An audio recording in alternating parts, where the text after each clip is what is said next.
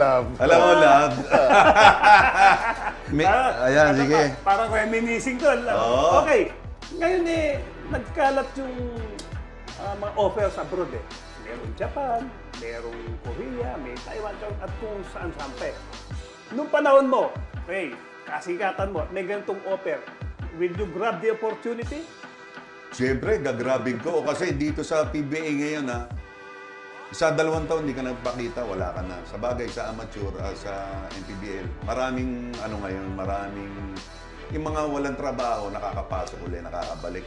Pero yung time natin, di ba talagang, pagka nawala ka sa PBA, wala na. Hirap. Oo. Kasi pipito lang ang team nun eh. Pipito lang. Ako, gagrabing. Tama. Gagrabing ko yun. Gagrabing. Yung 1 taon na ilalaro mo sa ibang bansa, 5 taon dito.